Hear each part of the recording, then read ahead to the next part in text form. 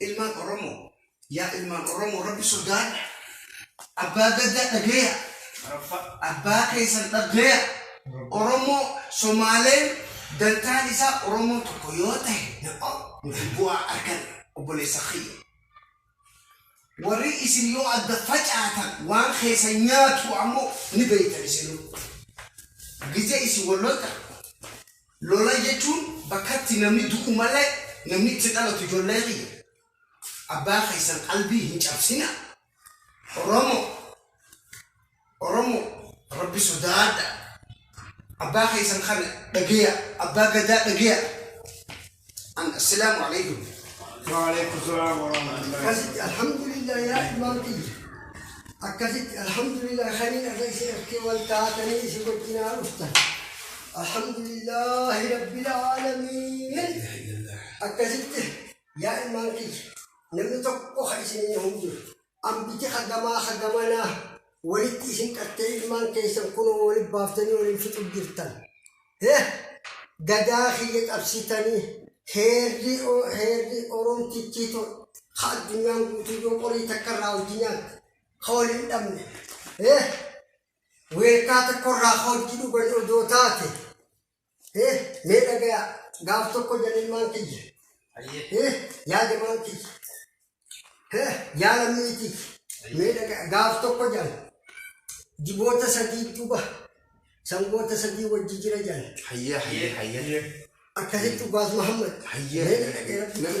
أكاديت سانغوتا سدي توبا وجيجرا جان أدي بوراج بورة خلا وجيجرا جان نفكاسا دي أكاديت توبا بارة دا أولن إسال سديم دو بارة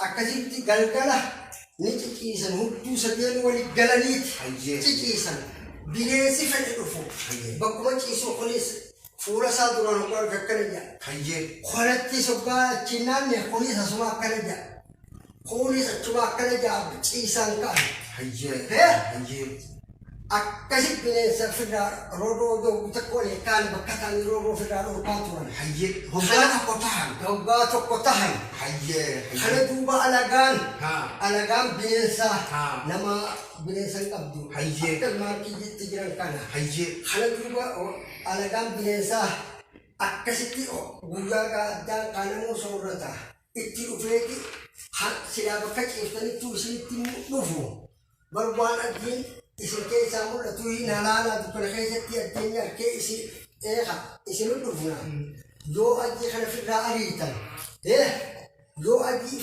ifirraa ariitan isin wanni isin akkuma jirtuu deemee akkuma addee bere jallee lameen adii nuti wajjin jiraanu jedhaniitu obboleessa isaanii ifirraa ariitan arra eegala ho'u baraa dhawate arra isa nyaate borumma sama bulee tuma gurraacha bakka deedaatti itti dhufee yaa gurraacha ati wanni takka wanni si gartu jirtu halkanii burree kana addeenya qabu kana akkeeti si dhufee diini si galaafata jeen jechuudha haa isaan akkan amma isaan akkami bulan halkan edana duraan ka arra adiin nyaadhame isaan lameeni duraan hula arra ciisa dhabanii bineensi dhufeetti naanna arra ol ka'aniiti bineensa dhaabbatanii kana jechaa bulan jechuudha.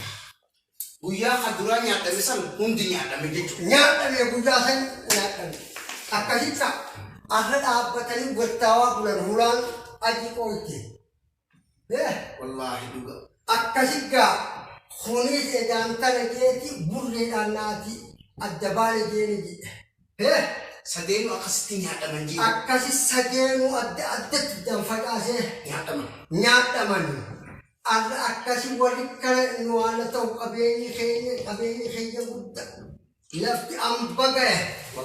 Qabeenya isaaniitiif namuu wali qaree ilmaan kiyya kana akkuma wal fixan godhu jira malee jaalala isaanii tokko qabaateetii miti jechuudha. Abbaa mee asirratti dubbileen keeti. Oromoo yaa ijoollee Oromoo. المال بغدا قافي والنامة يا ابو ولد كفايه يا رب يا الحمد لله